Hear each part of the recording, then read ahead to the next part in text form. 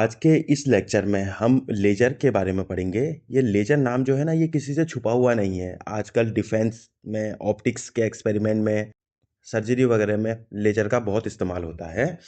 तो लेजर की जो फुल फॉर्म होती है वो होती है light amplification by stimulated emission of radiation. तो ये जो वर्ड है स्टिमुलेटेड एमिशन, ये बहुत इंपॉर्टेंट है और इसी की वजह से हमारा लेजर बनता है। ठीक है। तो सबसे पहले हम कैरेक्टरिस्टिक ऑफ लेजर के बारे में पढ़ेंगे कि लेजर की क्या क्या खासियतें हैं। सबसे पहले जैसे आप जानते हैं कि लेजर फंडामेंटली डिफरेंट है। जो हमें लाइट मिलती है कन्वेंशनल सोर्स से, जैसे हमको सन से लाइट मिलती है, बल्ब से लाइट मिलती है, तो लेजर इससे अलग है। तो लेजर एक खाली ब्राइट लाइट ही नहीं है, ये स्पेशल लाइट है जो किस प्रोसेस से बनती है, स्टिमुलेटेड एमिशन की प्रोसेस से बनती है, और जो इसको कुछ यूनिक प्रॉपर्टीज देती है। जानते हैं कि लेजर की क्या क्या प्रॉपर्टीज हैं। तो लेजर के पास सबसे पहले वन पेयर कलर रहता है, मतलब ये मोनोक्रोमेटिक होती है, सिंगल कलर को कंटेन करती है। लेकिन जो हमें नॉर्मल लाइट होती है क्या होता है, मिक्स ऑफ कलर्स रहते हैं उसके पास, और लेजर से हमको पेयर लाइट मिलती है। और दूसरी बात है कि लेजर जो होती है वो सिंक्रोनाइज होती है, मतलब कोहेरेंट होती है। सारी की सारी वेव एक ही पैटर्न में, एक ही पैटर्न फॉलो करेगी, एक ही तरीके से चलती है। मतलब इनफाइनाइट पीरियड के लिए और एक्सटेंडेड स्पेस में ये बिल्कुल साइनोसोडियल रहेगी। If wave remain sinusoidal for infinite period of time और इनफाइनाइटली एक्सटेंडेड स्पेस के लिए।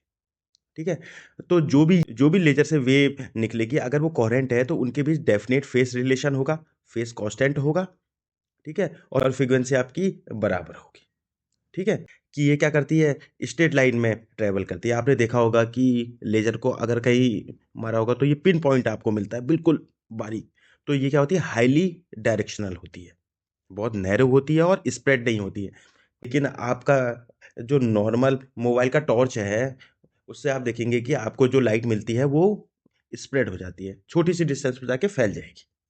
और इसके बाद ये क्या होती है, बहुत पावरफुल पॉइंट आपको मिलता है, इसकी इंटेंसिटी बहुत हाई होती है। तो ये बहुत इंटेंस और पावरफुल होती है। ठीक है। और ये एनर्जी को फोकस करती है वन वेरी टिनी स्पॉट पे। ठीक है। तो उसी टिनी स्पॉट पे लाइट का सारा कंसंट्रेशन रहेगा, हीट भी उसी पॉइंट पे रहेगी। जिस डिस्टेंस तक लाइट साइनोसोडियल रहती है उसको बोला जाता है कोहेरेंट लेंथ। तो अब हम देखेंगे कि नॉर्मल लाइट और लेजर लाइट कितनी कितनी डिस्टेंस तक आपकी कोहेरेंट रहती है। तो कोहेरेंट लेंथ है L equal to tau c, मतलब distance equal to speed into time, वो किस टाइम तक कोहेरेंट रहती है। तो यहाँ पर c जो है वो लेजर लाइट की वेलोसिटी है, तो वो लाइट की वेलोसिटी के बराबर रहेगी, और टाउ जो होगा वो कोहेरेंट टाइम हो जाएगा। और ये कोहेरेंट टाइम को हम नापेंगे कैसे, ये टिपिकली होगा order of life time of atom in higher excited state. इसके बारे में हम आगे पढ़ेंगे। तो नॉर्मल लाइट के लिए जो लाइफ टाइम होता है वो 10⁻⁻⁸ का होता है। तो अगर हम इस कैलकुलेशन को यहाँ पर रखें तो हमारी कोहेरेंट लेंथ जो निकल जाएगी वो निकलेगी ये वाले फॉर्मूले से, L इक्वल टू टाउ सी। तो टाउ की वैल्यू इतनी है और सी की वैल्यू आप जानते हो 3 × 10⁸ है।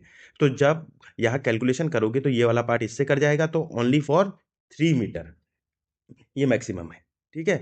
तो ये कोहेरेंट रहेगी खाली 3 मीटर तक।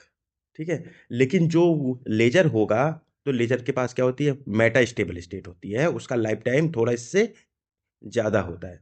तो life time of atom in the higher state is इतना सेकेंड, 10⁻³ सेकेंड। अगर हम इस वैल्यू को यहाँ पर रखते हैं टाउ की जगह पे और सी की वैल्यू रखते हैं, तो लेजर जो कोहेरेंट होती है वो अप टू 300 किलोमीटर होती है, और इससे ज़्यादा भी हो सकती है अगर ये लाइफ टाइम को हम जाए कुछ।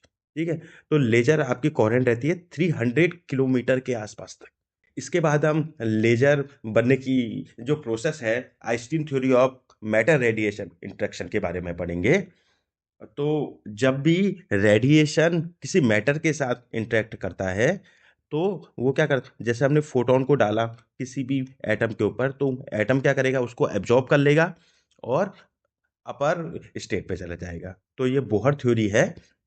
एटम है वो initially less excited state E1 पे है, और हम इसके ऊपर एक फोटोन डालते हैं जिसकी फ्रीक्वेंसी कितनी है, new equal to E2 - E1/h, मतलब h न्यू जो फोटोन की एनर्जी है वो है E2 माइनस E1, जो डिफरेंस ऑफ दीस एनर्जी के बराबर है कि ये वाला एटम यहाँ से यहाँ पहुँच जाए, यहाँ से निकला तो क्या करेगा, ये वाला एटम एब्जॉर्ब करेगा इस फोटोन को और ट्रांजिशन करेगा अपर स्टेट पे, हायर स्टेट पे। इसको ग्राउंड स्टेट बोला जाएगा, इसको हायर स्टेट बोला जाएगा।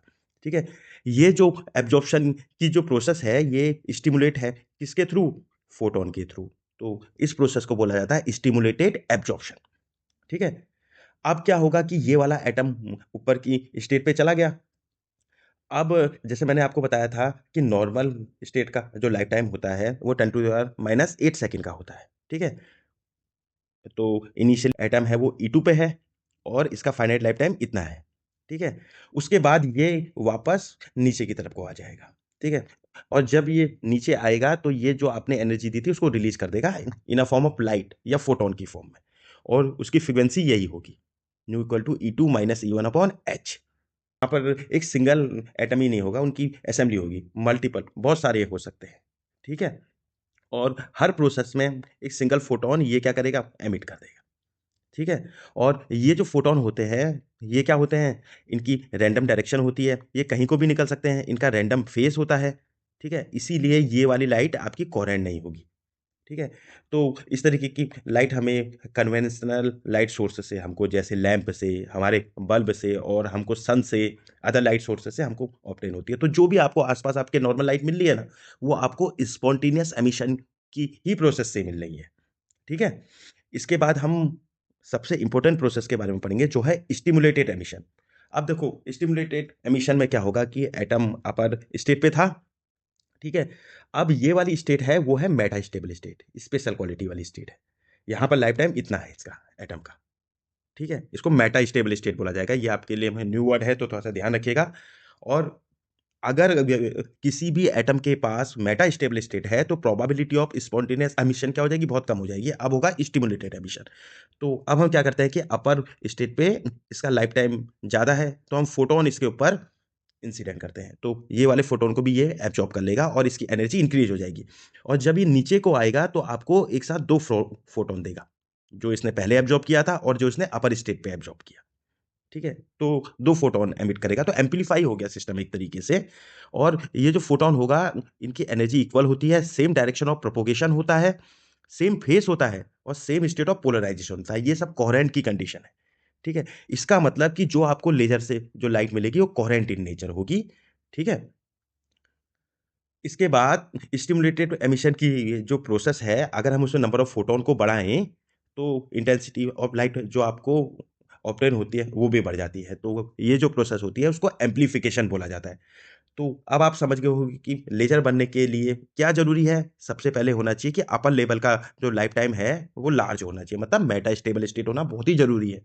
और दूसरी प्रोसेस है कि ऊपर की स्टेट पे जो एटम होने चाहिए वो ज़्यादा होनी चाहिए एज कंपेयर टू लोअर। इसीलिए तो आपका एमिशन होगा ना, अगर यहाँ पर ज़्यादा नंबर ऑफ एटम होंगे तो उतने ही ज़्यादा एटम क्या करेंगे, नीचे की तरफ को ट्रांजिशन करेंगे। ठीक है, ओके, थैंक यू।